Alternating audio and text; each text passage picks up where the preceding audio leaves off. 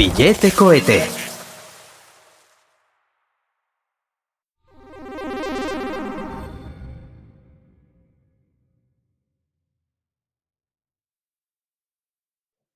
Hola, ¿cómo estáis? Vamos a hablar un poco de la metodología Billete Cohete.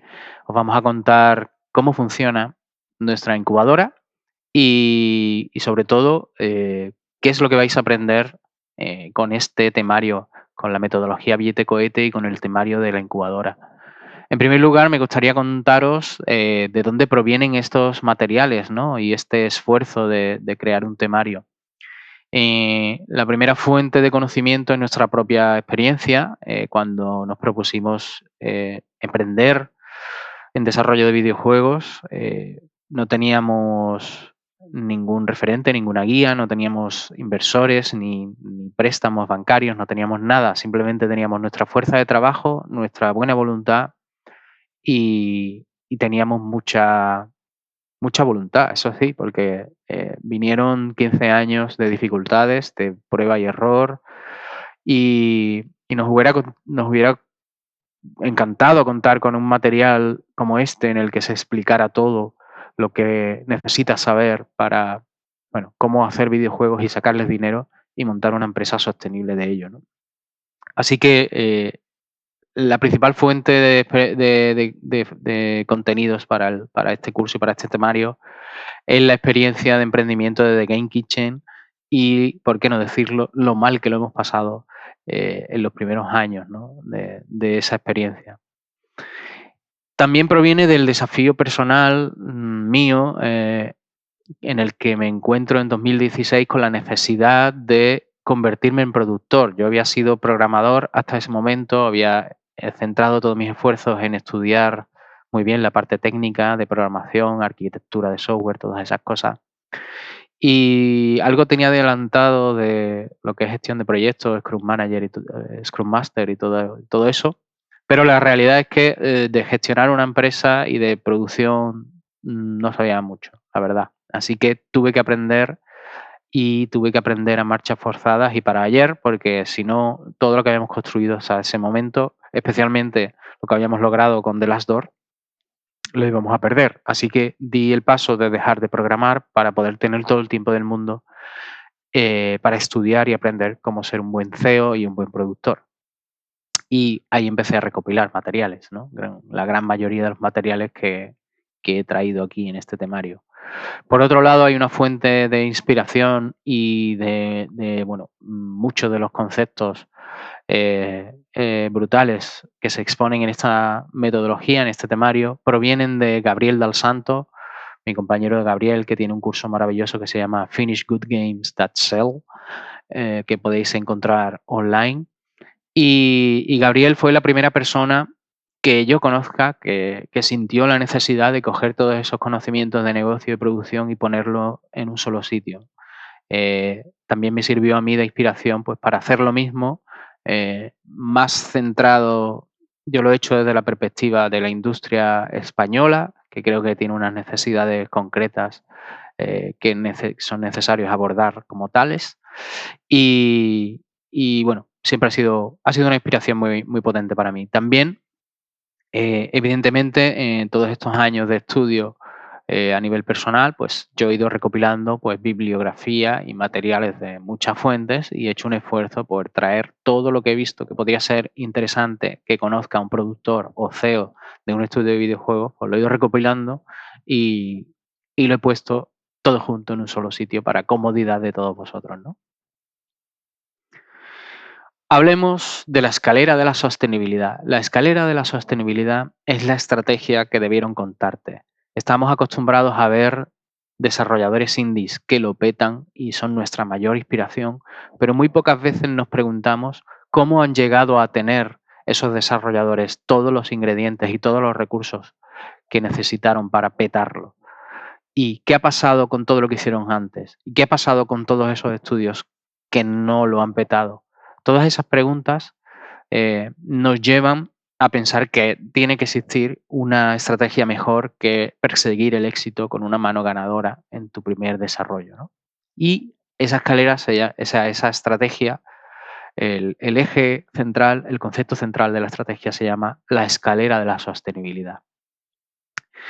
La escalera de la sostenibilidad no es una fórmula mágica, ¿vale?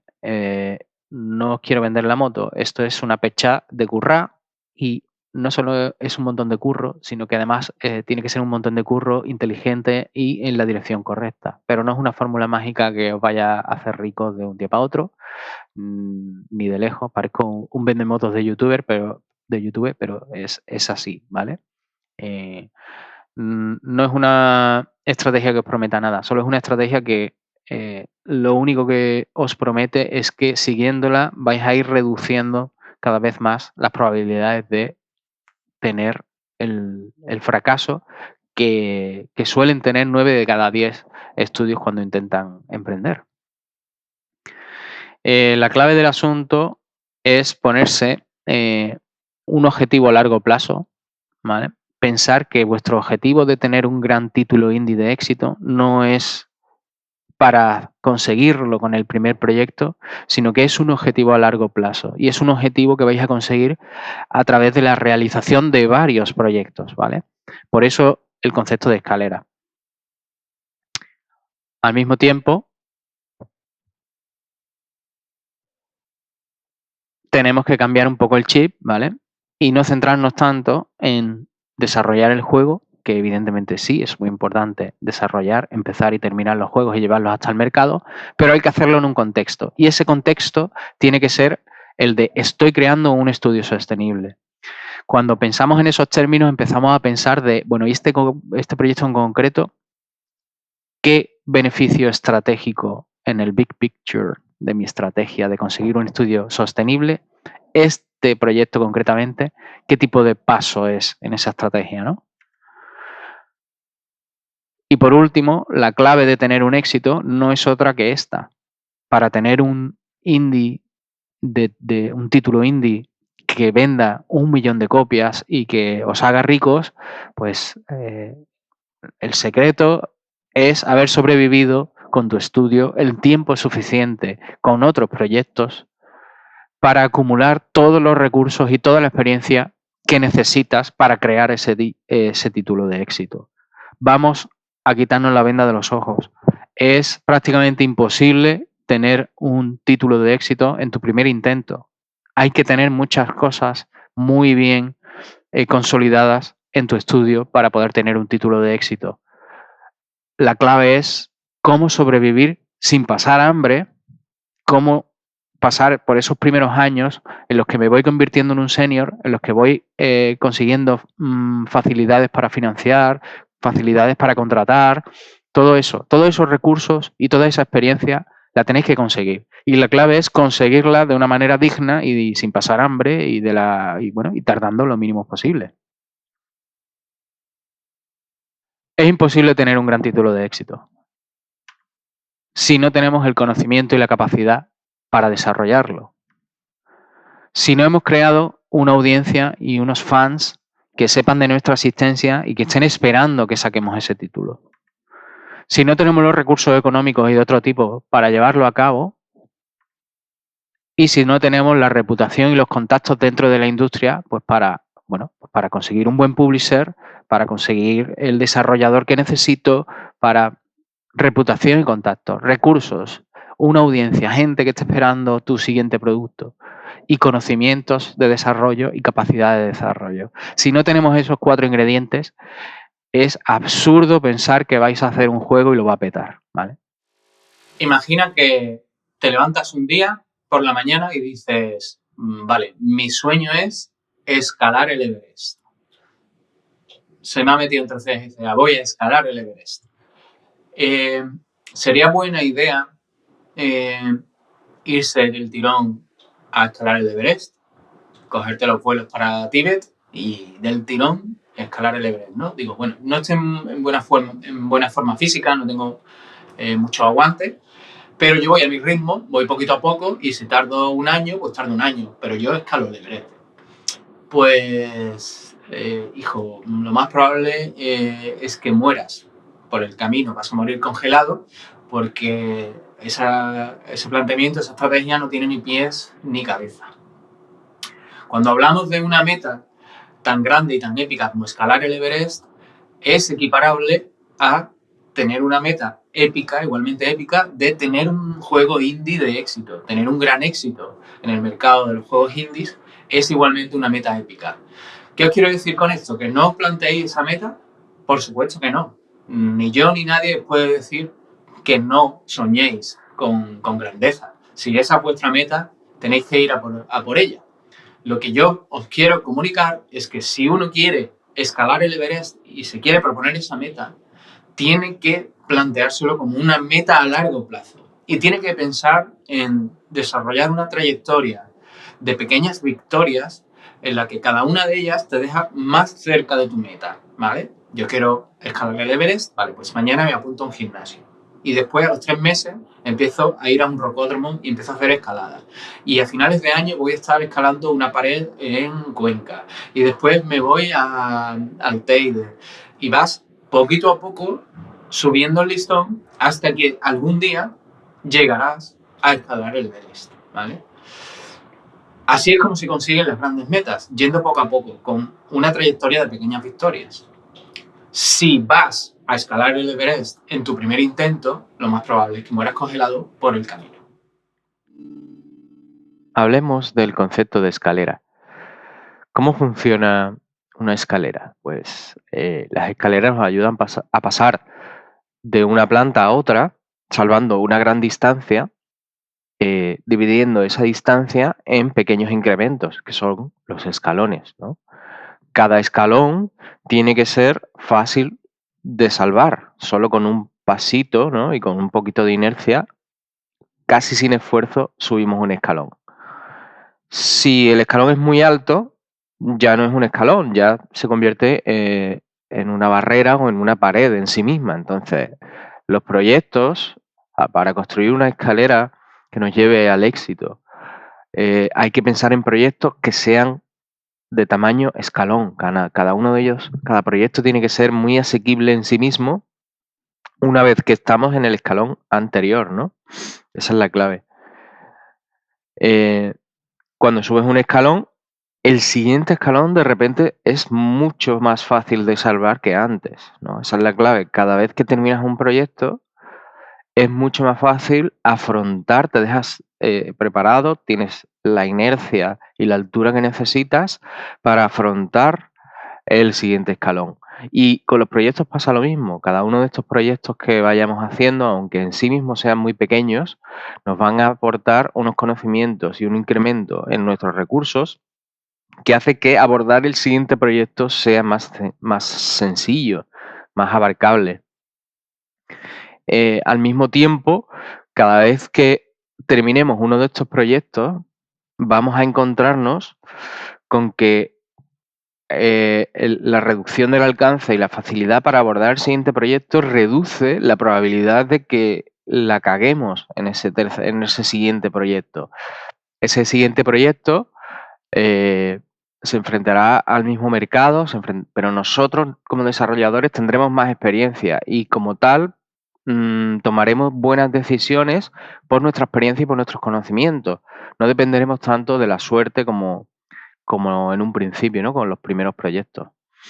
Y por último, el concepto más importante de todos es que al finalizar cada uno de nuestros proyectos, eso es como sentarte en una hoguera de Dark Souls. Es el momento de levelear nuestro personaje developer, ¿vale? Habremos conseguido durante los meses que hemos estado invirtiendo en el desarrollo del proyecto, habremos conseguido una serie de experiencias, una serie de conclusiones, y es en el momento en el que yo cierro un proyecto y me planteo abrir uno nuevo, cuando realmente puedo hacer un proceso profundo de postmortem y de tomar decisiones e implementar cambios en la manera en la que voy a hacer las cosas a partir de ahora. Y eso se traduce en un level up. Ya no seremos, cuando estemos haciendo el segundo desarrollo, ya no seremos un equipo que nunca ha publicado nada. Ese desarrollo ya será un equipo que ya ha publicado un juego. Y cuando estemos haciendo el tercero, el tercero lo hará un equipo que ya ha publicado 2 juegos. Y eso, aunque parezca una cosa obvia, es muy, muy, muy importante. ¿qué tipos de level up podemos aspirar? Bueno, pues podemos aspirar a conseguir un level up en desarrollo de audiencia, ¿vale? Estos son como las categorías de un personaje de un RPG. ¿Cuántas categorías hay? Podemos subirnos la fuerza, la destreza, la agilidad. Pues en nuestro estudio hay una serie de valores que podemos levelear cada vez que terminemos un proyecto. Puede ser el desarrollo de audiencia, puede ser la adquisición de know-how, puede ser adquirir experiencia en un género concreto porque hemos creado un estudio para especializarnos en un determinado género, por ejemplo, los juegos de coches o los juegos de fútbol. Pues con cada proyecto podemos podemos posicionarnos un poquito más dentro de ese género. Otra de las cosas que podemos mejorar es la perspectiva estratégica. ¿Esto qué quiere decir? Pues si tú no tienes muy claro cuál va a ser la trayectoria a largo plazo de tu estudio, a lo mejor el principal beneficio que puedes obtener de un proyecto cuando lo termines es tener un poquito más claro qué es lo que quieres hacer con tu estudio, ¿no? Eso es lo que yo denomino perspectiva de estrategia, saber lo que quieres. Muy importante, iniciar con un primer proyecto, podemos iniciar el desarrollo de nuestra red de contactos. Es decir, tengo un juego, lo estoy moviendo, es una excusa perfecta para empezar a ir a eventos, para empezar a enseñarle la demo a otros desarrolladores y empezar a que esos desarrolladores que ya están en la industria, que pueden tener una experiencia más amplia que nosotros o en otros campos que nosotros no hemos tocado, pues hacernos coleguita de ellos gracias a decirle, oye, mira, ya tengo esto en desarrollo, trátame como un igual y vamos a intercambiar información, ¿no? Networking puro y duro de toda la vida, ¿no?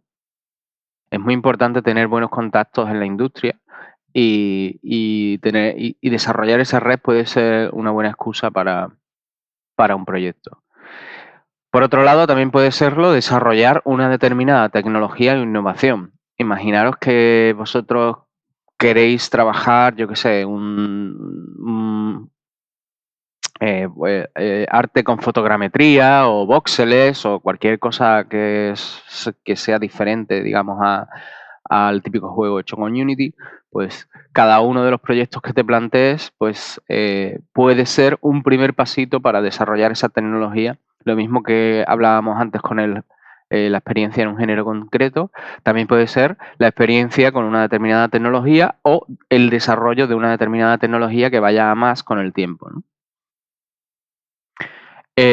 Inaugurar unos ingresos pasivos, es decir, tener unos primeros ingresos, hago un pequeño juego, no va a dar mucho dinero, pero va a dar un poquito. Cuando haga el segundo, va a dar otro poquito. Lo sumamos al poquito del primero más el poquito del segundo, ya empieza a ser algo considerable y ya con el tercero, solo con los juegos que tengo ya a la venta en el market, puedo haber acumulado suficientes pasivos como para empezar a tener sueldos todo el mundo o coger algunos recursos que pueda invertir en ciertas cosas, en ciertos outsourcing concretos, cosas así, ¿no? Más recursos, básicamente.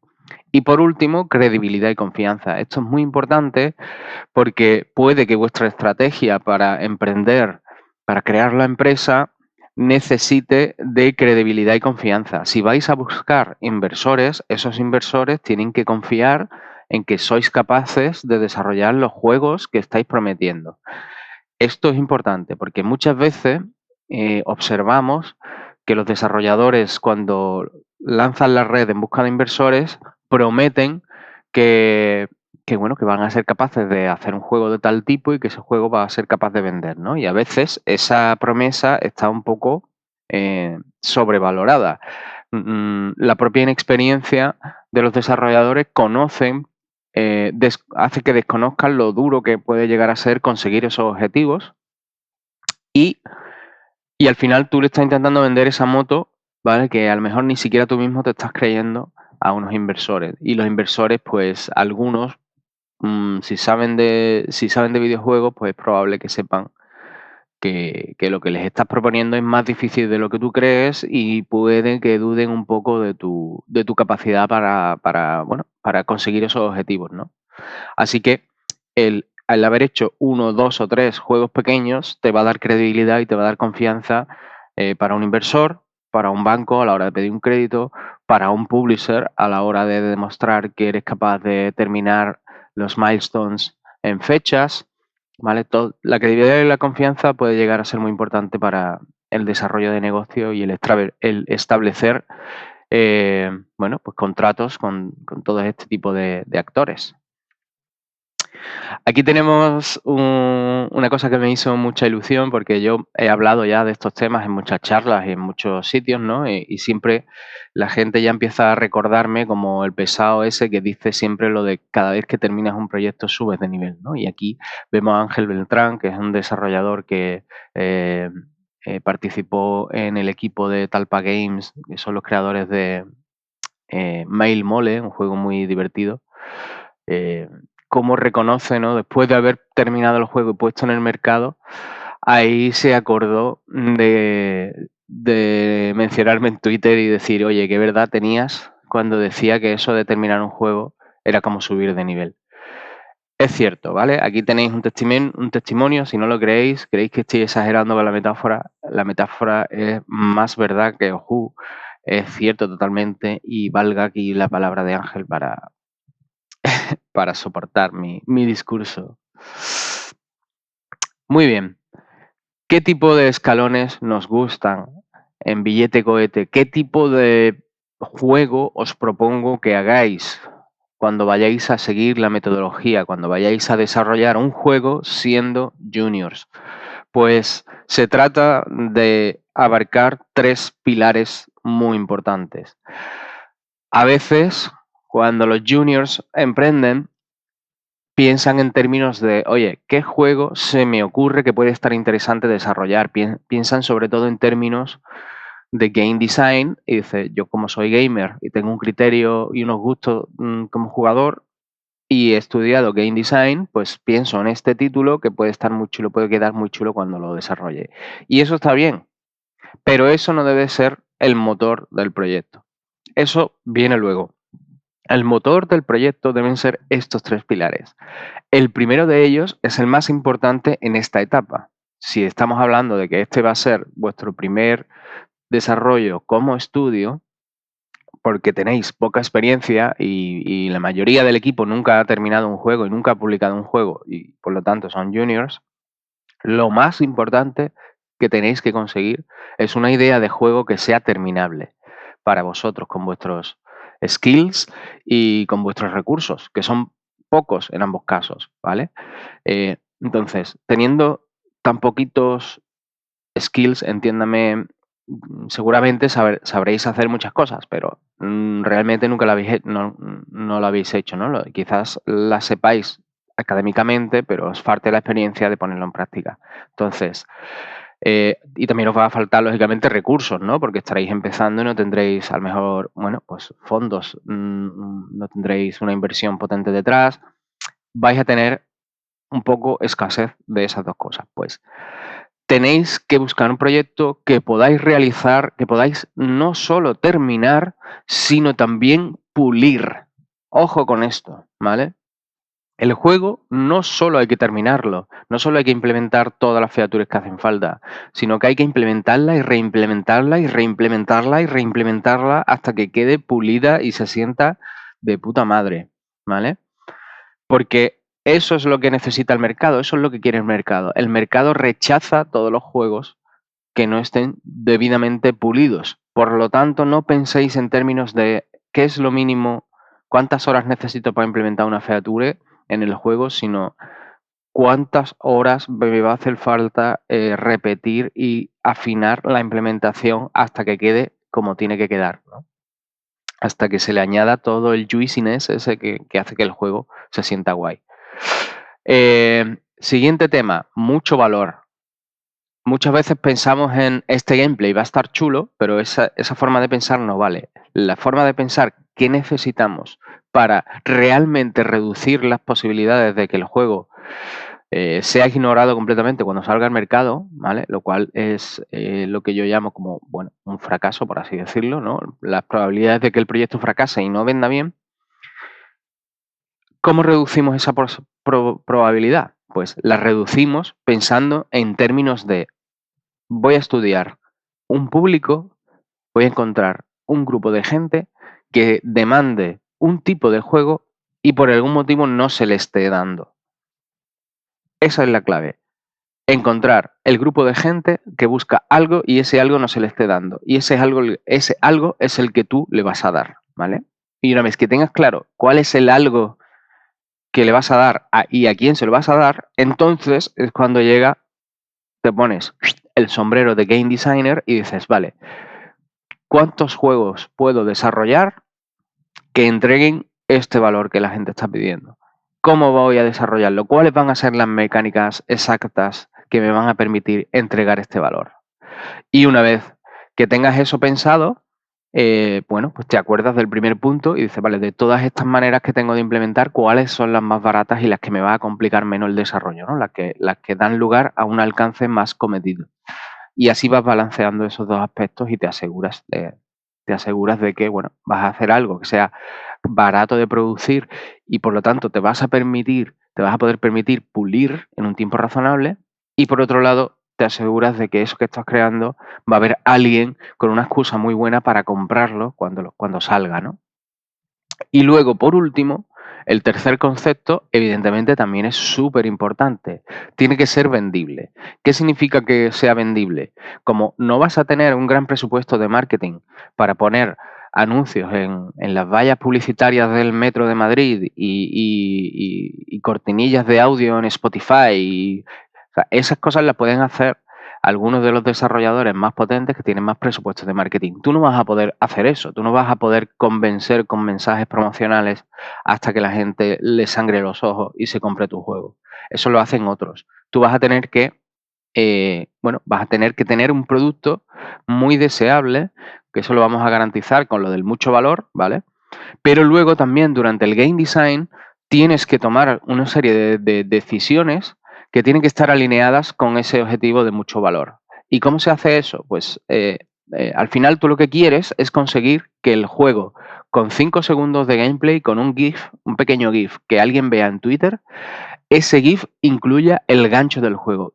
Ese GIF esté gritando a los 4 vientos cuál es el valor del juego y cuál es la excusa para que los jugadores te compren, ¿vale?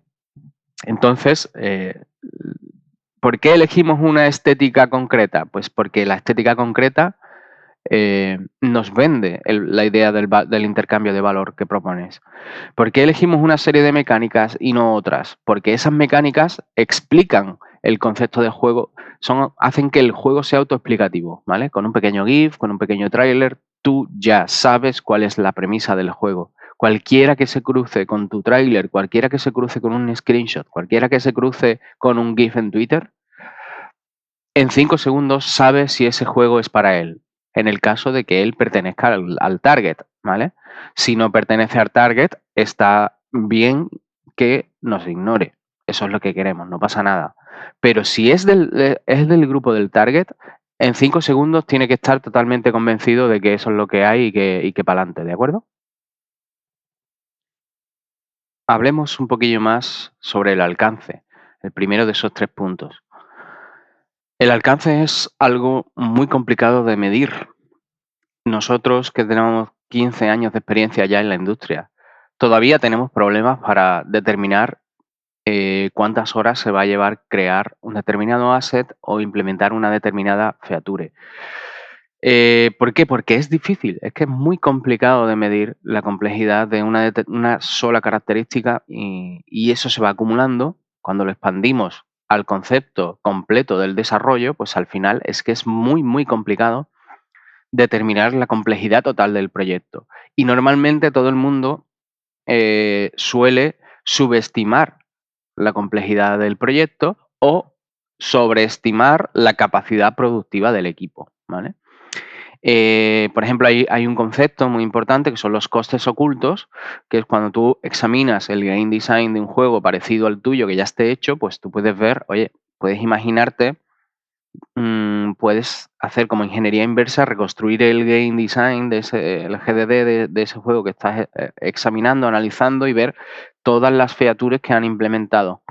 Pero lo que no vas a ver es las features que han probado y que al final descartaron, o las lo complicado que puede ser iterar alguna de estas features para llevarlas hasta el punto en el que están, o cómo algunas features interactúan las unas con las otras y vas a tener que, bueno, pues crear infraestructuras, herramientas, sistemas. Hay toda una serie de tareas que se llevan un montón de horas y un montón de esfuerzo y de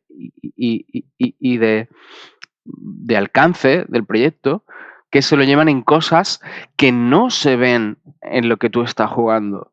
No se ven porque han quedado ocultas, están entre bambalinas o simplemente se han retirado del juego porque no eran la dirección en la que querías ir, ¿no? En la que se quería ir a nivel artístico o a nivel de game design o de cualquiera de los aspectos del juego. Hay que iterar mucho. Y muchas veces se itera y se cambia radicalmente de lo que, bueno, de rumbo.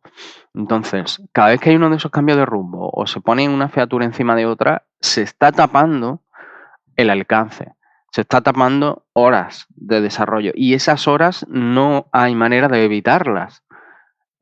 No son producto de malas decisiones o de la incompetencia de los desarrolladores. Es que la mayoría de las veces, para llegar a un punto, tienes que recorrer todos los puntos anteriores del camino.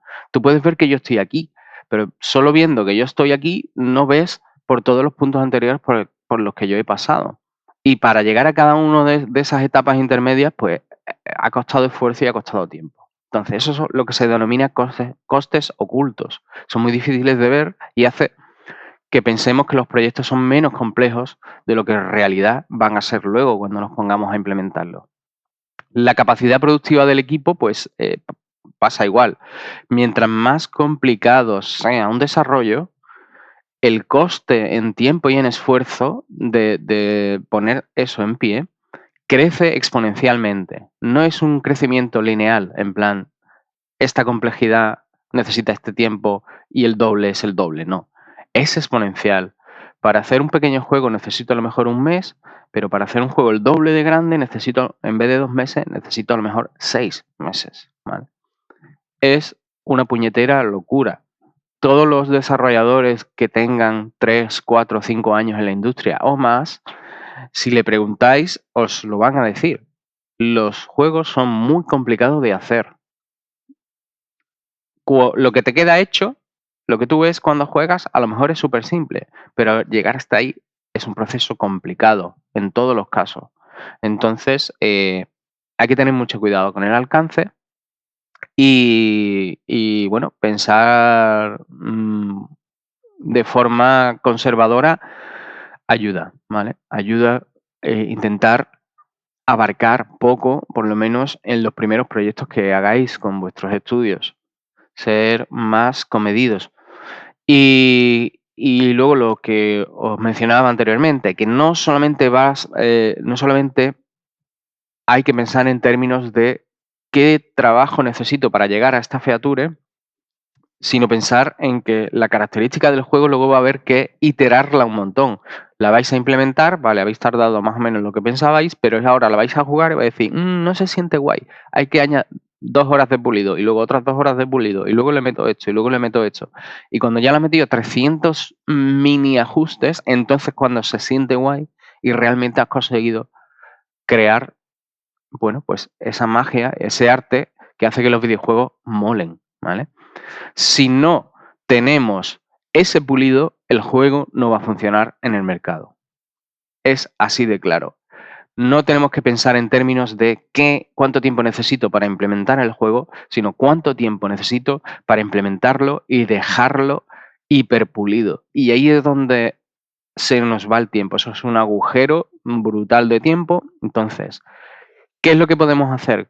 Lo que podemos hacer es intentar abordar los juegos técnicamente y a nivel de alcance más simples posibles que seamos capaces de diseñar, ¿vale? Vamos a plantear unos objetivos a nivel de proyecto, en plan, este proyecto tiene que ser un juego que le aporte este valor a esta gente, ¿vale? Eso está claro, eso hay que conseguirlo como sea, pero hay muchas maneras de conseguir eso. Pues vamos a ir pensando siempre en cuál es la manera más sencilla de conseguir ese objetivo, ese intercambio de valor. Pienso un game design que sea muy sencillo y que sea lo más barato que puedo imaginar a la hora de producción de alcance. Y luego, una vez que tengo eso, digo, vale, ¿qué le puedo quitar? ¿Cómo lo puedo simplificar todavía más sin perder ese intercambio de valor? Y así voy podando todo lo que no es esencial para entregar el valor y me quedo con lo más esencial, ¿vale? Diseño un proyecto. Esta es la técnica, es un poco la clave de los primeros proyectos de los equipos que empiezan siendo junior. Podar y dejar, siempre dejando íntegro el intercambio de valor, ¿vale? La propuesta de valor tiene que quedarse íntegra, pero todas las complejidades que podríamos estar abordando, intentar podarlas, ¿vale? Y quedarnos en el desarrollo más simple posible a nivel de alcance y a nivel técnico. Hablemos de la segunda clave que necesita un buen escalón, un buen proyecto. La segunda clave es el valor percibido. Tenemos que hacer una propuesta de valor muy potente. ¿Qué significa eso? Pues que haya, que no solamente sea percibido como un juego muy bueno, sino que exista a lo mejor un grupo de personas que perciban lo que tú estás ofreciendo como algo que no pueden perderse, porque está ofreciendo un valor que nadie más ofrece. Eso es lo que hay que conseguir. ¿Cómo se consigue eso? Pues lo primero que tenemos que hacer es fijar un grupo de personas muy concretos. A la hora de fijar nuestro público objetivo, tiene que ser un grupo muy concreto, conocer a fondo ese grupo, saber qué es lo que están demandando y ofrecerle precisamente eso que están demandando. Y de ahí, una vez que tengamos eso fijado, ya le decimos a nuestro game designer, oye, diseñame un juego que ofrezca este valor. El marketing, muchos desarrolladores lo entienden como la parte que tiene que ver con darse a conocer, con promocionar el juego, con desarrollar una audiencia, unas ganas de comprar el producto. Y es cierto, la promoción de tu producto es una parte del marketing, pero solo es, digamos, la fase final, ¿vale? El marketing interviene, es muy importante tenerlo en cuenta desde el inicio del proyecto, desde la concepción de la idea y tenerlo muy presente durante todo el desarrollo. En concreto, es muy, muy, muy importante pensar en términos de diseño de producto y sobre todo diseño de el envoltorio. El envoltorio, la caja del producto, es la parte que el consumidor va a ver cuando está en la tienda o cuando te lo encuentras en un tweet de alguien. Toda esa parte es el envoltorio, y el envoltorio ya tiene que ser llamativo y el envoltorio ya tiene que contener cuál es la propuesta de valor del producto, ¿vale? Entonces, el diseño del envoltorio del producto es una de las cosas que vamos a estudiar en profundidad en la metodología de la incubadora y concretamente en cómo tener muy clara cómo generar una premisa para la propuesta de valor que sea un gancho suficientemente capaz de atraer la atención de nuestro público, ¿no? Y por último, también es muy importante saber cómo evitar incluir en nuestro juego o incurrir en aspectos, digamos, los fallos en los que podemos incurrir durante el desarrollo si no apretamos con suficiente fuerza. ¿Qué tipo de mensajes contraproducentes podría estar llegando a lanzar nuestro producto, ¿no? Como por ejemplo tener un arte amateur o tener un estilo artístico que que para nuestro target no significa nada o que no llame la atención. Entonces, el marketing nos ayuda a saber qué tipo de batallas pueden salirnos mal, por dónde nos puede salir el tiro por la culata, y nos ayuda a diseñar un juego que las evite, ¿no? Hacer un juego cuyo game design sea interesante sin necesidad de incurrir en la producción de aspectos que puedan no quedar tan bien como el público se espera, ¿no? Otra cosa que vamos a tocar en profundidad en la metodología de Billete Cohete es cómo llevar a cabo un desarrollo profesionalizado, cómo organizar la producción. Es muy importante tener una producción organizada, No es lo más importante porque te puede quedar un juego bueno y un juego rentable habiéndolo hecho un poco a salto de mata. O sea, no es totalmente indispensable, pero cuando hablamos de que un juego tiene que ser rentable, quiere decir que tiene que generar más dinero que lo que ha costado. Y una manera de conseguir eso es intentar que cueste lo menos posible. ¿Cómo conseguimos que un juego cueste lo menos posible? Pues tardando lo menos posible en desarrollarlo. Y una manera de hacer eso es organizar muy bien la producción, ¿vale? Tenemos que hablar de priorizar qué tipo de aspectos hay que desarrollar antes para ir sentando las bases del juego, cómo tener una hoja de ruta en la que usar como guía y mantenerla actualizada durante todo el desarrollo, qué es y cómo implementar las metodologías ágiles centradas en tener siempre un incremento jugable de tu juego y trabajar en ciclos de 2 semanas en los que, digamos que no dedico, no intento predecir el futuro planificándolo todo al dedillo y solamente limito la planificación al dedillo, la limito a periodos de 2 semanas, ¿no? Y voy generando nuevas planificaciones cada 2 semanas. Eso es una cosa que han adoptado la mayoría de desarrolladores de videojuegos porque en el caso específico de los videojuegos tiene muchísimas ventajas y bueno, lo veremos en el futuro. Y por supuesto el resto de herramientas y de procesos, ¿no?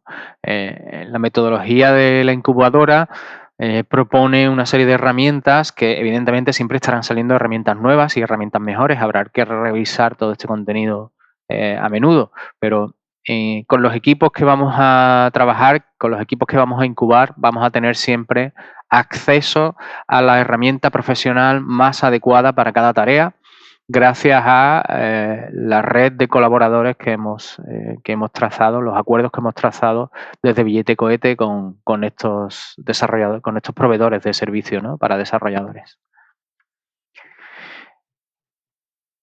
Por último, otro aspecto muy interesante, dejad que me ponga al otro lado de la pantalla. Aquí molesto menos. Otro aspecto importante es lo que es el desarrollo de negocio para indies. Nuestra empresa es una empresa que va a tener que interactuar, que va a tener que trazar acuerdos y contratos con otras empresas que nos van a ayudar en los diversos aspectos que hay fuera, ¿no? Que hay fuera que pertenecen a nuestro negocio. Tenemos que saber cómo se están vendiendo hoy por hoy los juegos, de qué diferentes maneras podemos rentabilizar un desarrollo, si es venta en tiendas digitales, ventas físicas, versiones coleccionistas con más cositas, servicios de suscripción, Game Pass, cosas de esas, ¿no? Todas las formas en las que los estudios de desarrollo pueden generar ingresos. Tenemos que ver cómo se accede y cómo se prepara uno para cada una de ellas. Tenemos que hablar de inversión privada porque no todos los estudios pueden llegar a buen puerto si no contamos con una inyección inicial mínima de capital. Entonces, ¿qué tipo de inyección podemos tener? ¿Qué tipo de inversores nos interesa atraer hacia nuestro estudio? Porque a lo mejor hay gente que tiene dinero, le interesa invertir aquí, pero tenerlo dentro de nuestro equipo de desarrollo, pues igual no mola tanto porque a lo mejor en el momento que falle algo van a intentar que vires tu negocio hacia un sector que no te interesa, ¿no? Como puede ser el game, los juegos de apuestas o el juego móvil o lo que sea. Si tú quieres hacer PC y consola, necesitas inversores que sepan y que estén interesados en el videojuego premium de PC y consola. Los publishers aportan financiación, aportan sus conocimientos del mercado para vender más copias de tu juego, cómo funcionan, qué nos pueden ofrecer y cómo son esos contratos, ¿no? Qué tipo de trampas tenemos que estar pendientes y saber evitar, ¿no? Y luego cómo se atrae el publisher, hay que buscarlo y hay que atraerlo y para hacer eso tenemos que saber explicar nuestro proyecto, ¿no? Tanto a un publisher como a un banco, como a un inversor, tenemos que saber cómo pitchearle el proyecto, así que hablaremos mucho sobre cómo hacer un pitching orientado a conseguir según qué tipo de socio, ¿no? Y por último, pues qué tipo de relaciones podemos establecer con otros estudios para establecer sinergias en las que nos ayudemos mutuamente y podamos salir adelante pues reforzados, ¿no? Con la fuerza combinada de ambos estudios, ¿no?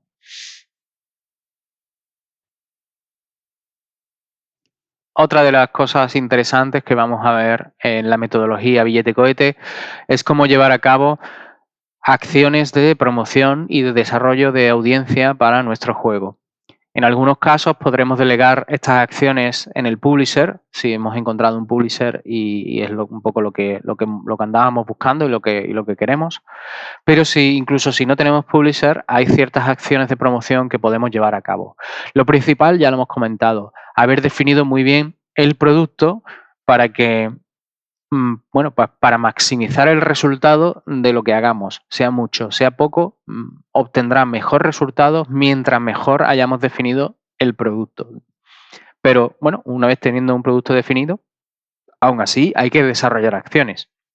Y esas acciones pueden ser de guerrilla, en plan, no tengo presupuesto ninguno y a ver qué se me ocurre para mover el juego. Hay muchos tipos de acciones de guerrilla, las veremos.